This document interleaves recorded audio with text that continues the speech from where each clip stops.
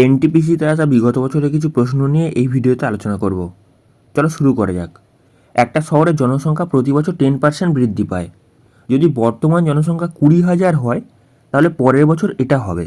Basically এখানে 10% বৃদ্ধি পাচ্ছে, মানে এখন ধরো 100 আছে, পরের বছর এটা কত হয়ে যাবে? 110 হয়ে যাবে। বেসিক্যালি এখানে 100-র ভ্যালু বলে দিয়েছে আর 110-এর ভ্যালু আমাকে জিজ্ঞাসা করেছে, মানে এখানে 20,000 যেটা বলে দিয়েছে এটা হয়ে যাচ্ছে এখন 100-র ভ্যালু, আর জিজ্ঞাসা করেছে আমাকে 110-এর ভ্যালু কত। সেক্ষেত্রে এই দুখানা শূন্য, এই দুখানা শূন্য কেটে যাচ্ছে, 11 দুগুণে 22, আর এখানে তিনখানা শূন্য চলে আসছে, মানে 1 বছর পরে জনসংখ্যা কত হবে? 22,000 হবে। এটা দেখো অপশান ডিতে আছে, অপশান ডি কারেক্ট অ্যান্সার।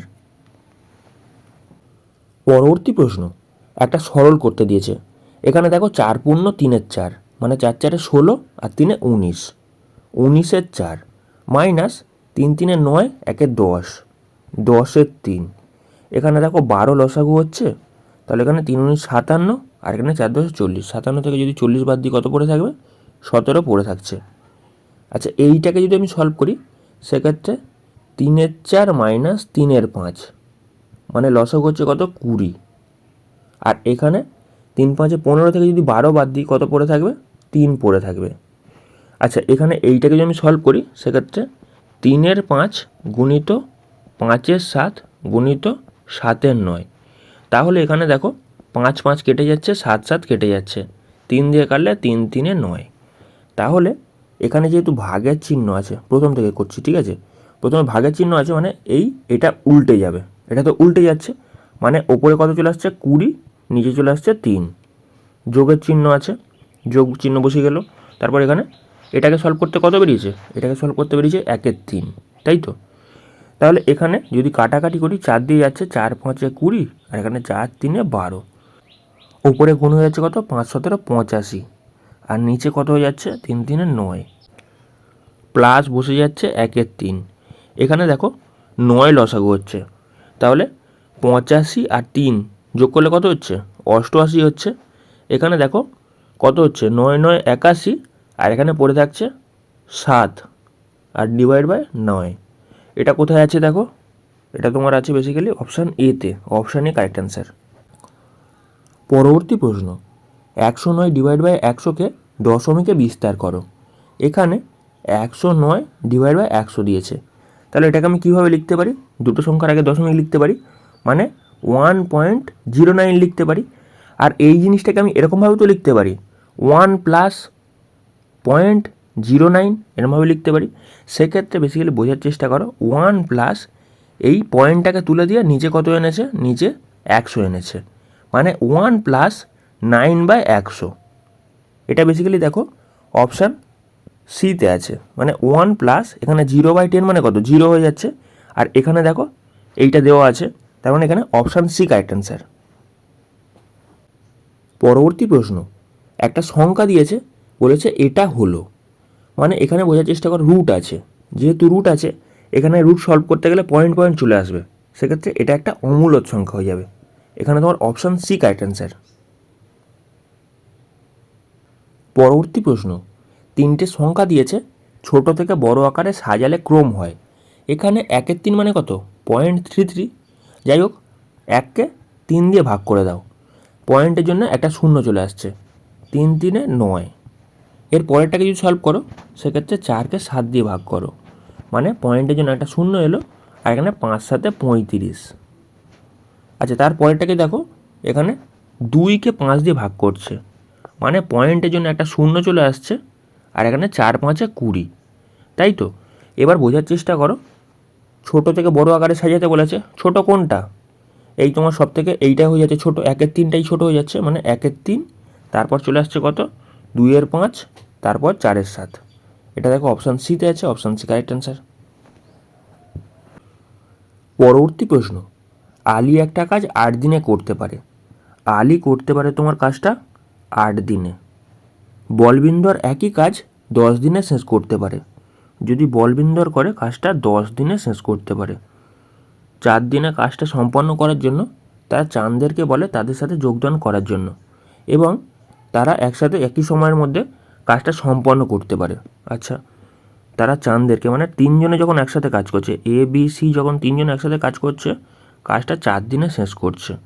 তারপর বলেছে চাঁদের একা কতদিনে কাজটি শেষ করতে পারবে। প্রথম কাজ কী হবে আমার প্রথম কাজ হবে এই তিনটের লসাগু নেওয়া। তাহলে এখানে লসাগু কত হয়ে যাচ্ছে? 40 লসাগু হয়ে যাচ্ছে, মানে এখানে টোটাল 40টা গাছ লাগাতে হবে। ঠিক আছে, এ 8 দিনে 40খানা গাছ লাগাতে পারে। তাহলে একদিনে কটা গাছ লাগাবে? 40কে 8 দিয়ে ভাগ করে দেবো, মানে 5টা গাছ লাগাচ্ছে। বি 10 দিনে 40টা গাছ লাগাতে পারে, তাহলে একদিনে কটা গাছ লাগাবে? 4টে গাছ লাগাবে। এই রকমই এ বি সি এরা 4 দিনে 40টা গাছ লাগাতে পারে, তাহলে একদিনে কটা গাছ লাগাবে? একদিনে এরা 10টা গাছ লাগাবে। এখানে এ একদিনে 5টা গাছ লাগাতে পারে, এ বলে দিয়েছে 5টা গাছ লাগাতে পারে। বি 4টে গাছ লাগাতে পারে, বি যদি 4টে গাছ লাগায় তাহলে টোটাল যদি যোগফল 10 হয়, তাহলে সির কত পড়ে আছে? সি তাহলে একটা করে গাছ লাগায়, তাই তো? সি পার ডে একটা করে গাছ লাগায়, টোটাল 40টা গাছ।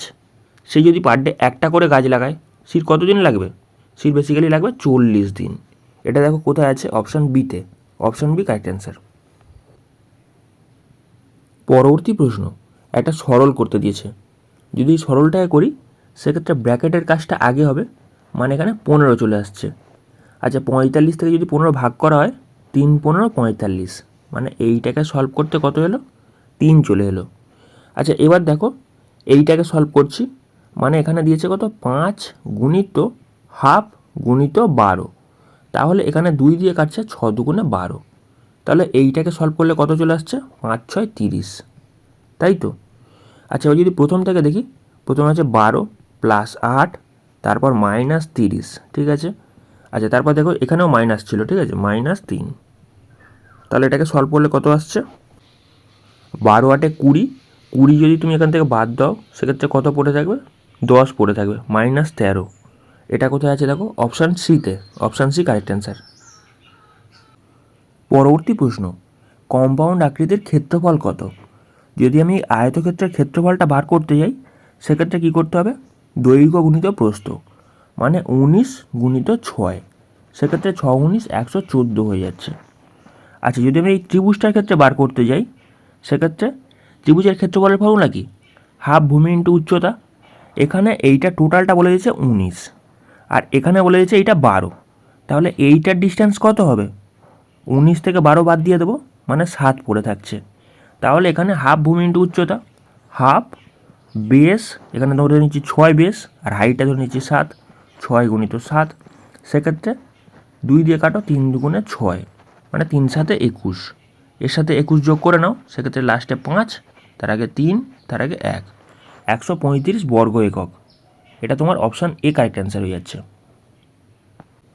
পরবর্তী প্রশ্ন, 9টা দ্রব্যের বিক্রয় মূল্য 15টা দ্রব্যের ক্রয় মূল্যের সমান, এর ফলে হয়। এখানে বলেছে 9টা জিনিসের বিক্রয় মূল্য অর্থাৎ সেলিং প্রাইস হয়ে যাচ্ছে 15টা জিনিসের কস্ট প্রাইসের সমান। সেক্ষেত্রে সিপি বা এসপি আমরা বার করতে পারবো, তাহলে কত চলে আসছে?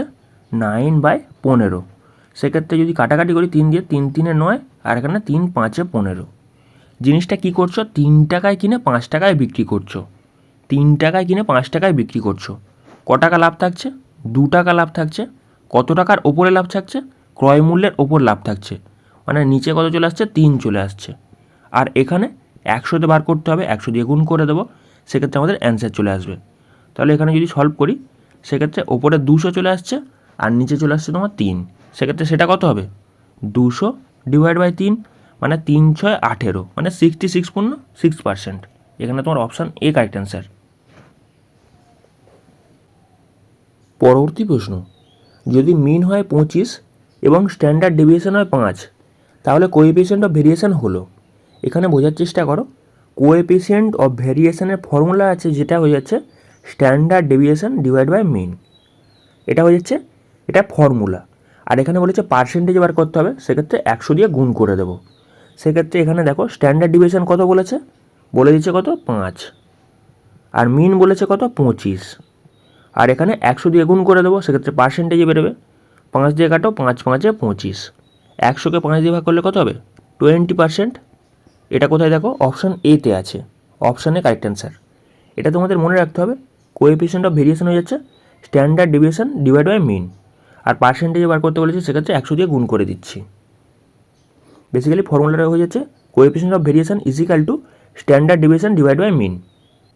পরবর্তী প্রশ্ন, একটা ট্রেন বাসের থেকে 50% দ্রুত চলছে। উভয়ই তারা একই সময়ে কার্নাল থেকে যাত্রা শুরু করে এবং একই সময়ে পানিপথে পৌঁছায়, যা কার্নাল থেকে 75 কিলোমিটার দূরে অবস্থিত। যাওয়ার পথে ট্রেনটি একটা স্টেশনে এত মিনিটের জন্য থামে। বাসের বেগ হলো, এখানে বাসটা কন্টিনিউ চলছে আর ডিস্ট্যান্সটা কত বলে দিয়েছে, 75 কিলোমিটার।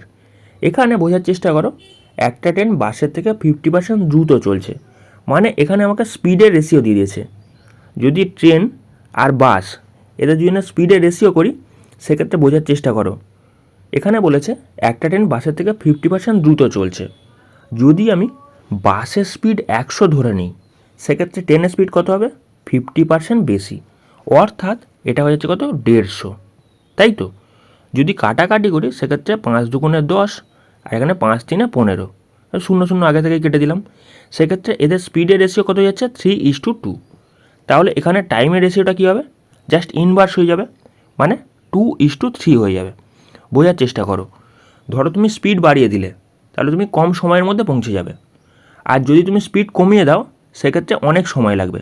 ওই জিনিসটাই এখানে হয়েছে, মানে বুঝতে পারছো, স্পিডের সাথে টাইমটা ইনভার্সলি প্রপোর্শনাল হচ্ছে। আচ্ছা, এখানে দেখো কি বলে দিয়েছে, এখানে একটা স্টেশনে দাঁড়িয়েছিল এতক্ষণ, বেসিক্যালি এতক্ষণের জন্য দাঁড়িয়েছিল, মানে এদের দুজনের মধ্যে গ্যাপ কত, এদের দুজনের মধ্যে গ্যাপ বলে দিয়েছে, একের ভ্যালু কত বলে দিয়েছে, 12.5, এটা বলে দিয়েছে। আর এখান থেকে আমি বেসিক্যালি বাসের কতক্ষণ টাইম লাগছে সেটা বার করতে পারবো। মানে এখানে বোঝার চেষ্টা করো, এখানে স্পিডের রেশিওর সাথে টাইমের রেশিওটা ইনভার্সলি প্রপোর্শনাল হচ্ছে, সেক্ষেত্রে আমি 3-এর ভ্যালু বার করে নেবো, মানে এখানে বাসের টাইমটা আমি বার করে নিচ্ছি, বুঝতে পারছো, 3 দিয়ে গুণ করে দিলাম, তাহলে কত হচ্ছে, 3 বার 36, আর এখানে 0.5 করে 3 বার আসছে, মানে এখানে 37.5 চলে আসছে। বেসিক্যালি এখানে টাইমটা কত লাগছে, 37.5। আচ্ছা, এখানে এতক্ষণ লাগছে, বোঝার চেষ্টা করো, টোটাল ডিস্ট্যান্সটা কত, 75 কিলোমিটার। এখানে আমি যদি বাসের স্পিড বার করতে যাই, কী করতে হবে আমাকে, টোটাল ডিস্ট্যান্স ডিভাইড বাই এখানে টাইম কত লাগছে সেটা আমি বার করব। আচ্ছা, এইটাকে, এটা তো বেরিয়েছে মিনিটে, তাহলে আমাকে কী করতে হবে, এটা ঘন্টায় কনভার্ট করতে হবে, তাহলে আমাকে 60 দিয়ে ভাগ করে দিতে হবে। আচ্ছা, ডিস্ট্যান্সটা কত এখানে, 75 কিলোমিটার, আর ডিভাইড বাই এখানে টাইম, মানে 37.5, আর এই 60টা কী হবে, ওপরে উঠে যাবে, মানে 60 ওপরে গুণ হয়ে যাচ্ছে। আচ্ছা, এইটাকে সলভ করলে তোমার বেসিক্যালি বাসের স্পিড বেরিয়ে যাবে। যদি পয়েন্টটাকে তুলি, ওপরে একখানা শূন্য চলে আসছে, যদি তুমি 25 দিয়ে কাটো, সেক্ষেত্রে 3×25 = 75, একটা শূন্য চলে আসছে। আচ্ছা, নিচে 25 দিয়ে কাটলে 25 একে 25, আর এখানে পড়ে থাকছে 125, মানে 5×25 = 125, 15 দিয়ে কেটে দাও, 15 দুগুণে 30, মানে এখানে কত যাচ্ছে, 60 দুগুণে 120। এখানে তোমার অপশান বি কারেক্ট অ্যান্সার হয়ে যাচ্ছে।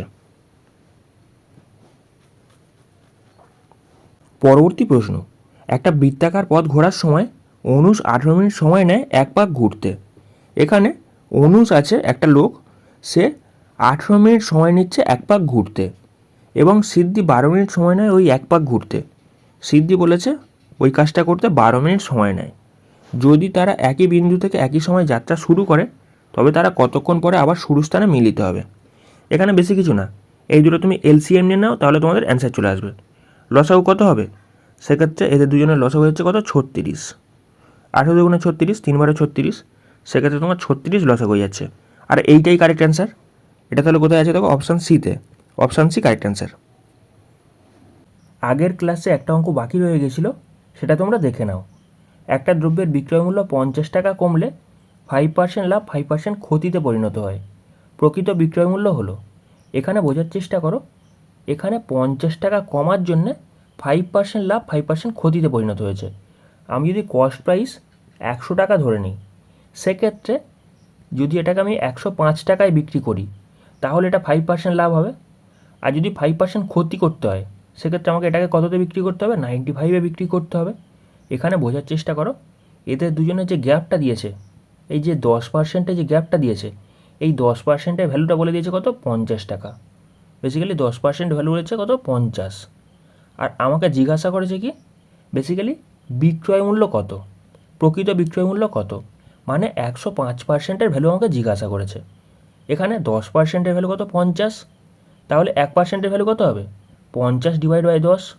আর জিজ্ঞাসা করেছে 105-এর ভ্যালু কত, সেক্ষেত্রে 105 দিয়ে গুণ করে দিচ্ছি, একটা শূন্য কেটে যাচ্ছে, তাহলে এটাকে যদি গুণ করি সেক্ষেত্রে কত হবে, 5×5 = 25, 5 হাতে থাকলো 2, 2 লেবে যাচ্ছে, আর এখানে 5×1 = 5, 525 টাকা তোমার কারেক্ট অ্যান্সার। এটা দেখো অপশান বিতে আছে, option B correct answer. Thank you.